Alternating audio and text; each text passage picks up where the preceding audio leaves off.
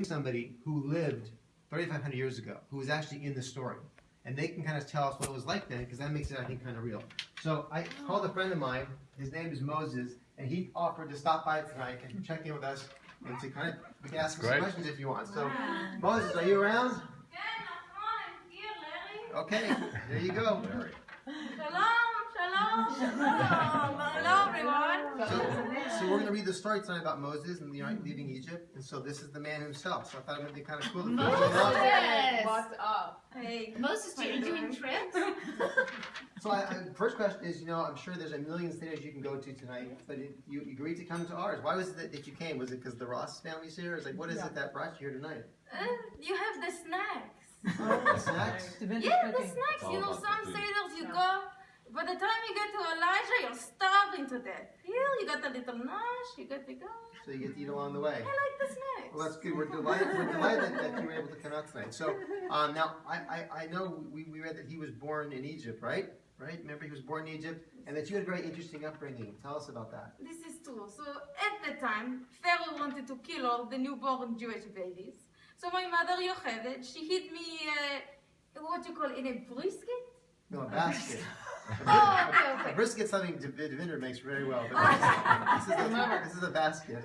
Okay, so my mother, Yocheved, she hid me in a basket, and she pushed me down the river. And that is where Pharaoh's daughter, she found me in the river. She took me in, she adopted me, and I was raised in the palace in royal style. Pretty nice. So here you are being raised in the palace in royal style, and yet you decided to leave Egypt, right? Well, I didn't exactly decide to leave Egypt. What happened? I was forced to flee Egypt after I killed an Egyptian with beating a Hebrew slave. It's not like nowadays in Syria where you can kill 40, 50, 200,000 people and no one even cares.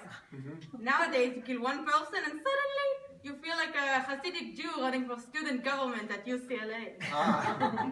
Can see why do you know Moses was so political? I can see why that would be. Oh, wait. Yeah. Who knew? All right, so here you are now. You left Egypt, and now you're in the desert. What happened next? Okay, so I go into the Sinai desert, and I meet this priest named Yitro. And I met a couple of his daughters, very good looking. Really? And I married one of them named Zipporah. Zipporah. Yes. Hmm. She's actually out on the camel right now. Do you all like to meet her? Yes. Absolutely. Yes, okay. We'll have her come in. She comes.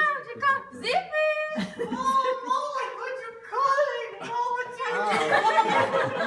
I call him Mo. Quite a looker. You got the best looking of the bunch, huh? I know I did. Oh my God. All right, so I got a question for you, Zippy. What's it like being married to somebody who works for God? Well, the money is things. Money's not very good. No. You know, you've read about the prophets? We read about the prophets, sure. Moses, he worked for the first non-prophet. You see why that didn't work out. But there must have been like some perks working for God, right? Well, the 10 plagues, those were pretty nice. You know, front row seat. You had front row seats to the 10 plagues. Except for the night plague, darkness, it didn't matter where you sat for that. You couldn't see anything anymore. Okay. And compared to like other things that you've seen along the way, is the 10 plagues probably the most interesting thing you've seen? Yes, the Book of Mormon, no comparison to the plagues. No comparison? Nothing. I thought the Book of Mormon was pretty good. Interesting. So I'm curious, Moses, so here you are now happily married to Zipporah in the desert, and yet somehow you went back to Egypt. Why? Okay, well, one day, I was a shepherd. Yeah, so I was out tending... A shepherd, you tend the flocks? Tending my flock. And all of a sudden, I see this burning tush. A burning tush? Yeah. You mean a burning bush? Oh, no, burning tush. One of my sheep had a rash on his tush. So I take the sheep, I walk him up a hill to cool his tush in a stream, and it was then that I saw a bush on fire. Wow. I thought I was having a sunstroke. So I took a little lie down. But when I got back out, the bush started talking to me. And it told me, go back to Egypt and deliver the Hebrew people out of bondage.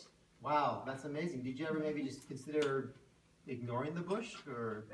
No, I figure that if things didn't go well, I could always blame the bush. Like our President Obama, he blames the bush. Got it. Okay. So here you are. You're back in Egypt. What happens next when you're back in Egypt? That was when God brought the 10 plagues. Blood, boils, no Wi-Fi. It was terrible. You couldn't talk to anybody. Facebook?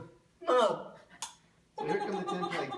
So, that must have been horrible, Zippy. I'm surprised you made it through. Well, good for you. So, I'm curious, again, you worked for God. What was it like kind of being... God, he's such a name dropper. Abraham and Sarah are coming over for dinner later. Noah gave me a private tour of his ark. Oh, Jonah, he's pretty cool. Nice. Well, I'm sure you've got other things to do this evening because it's a busy night for you. Last question. In the Haggadah, which is the book we're reading tonight, he only mentioned you once. And you did all this work in the story, but they only mentioned you once. Did that make you feel bad or left out, or? It's important to remember that as important as I was to the children of Israel, that I was only a spokesperson for God. It was really Him who delivered the people from Egypt and freed them from slavery. I was only his spokesperson, his messenger. Well, thank you very much for coming tonight. It makes this, Beta. makes it very interesting to talk to you firsthand. So thank you, and enjoy your camel ride wherever you're off to. It's Shalom! It's Shalom! Shalom!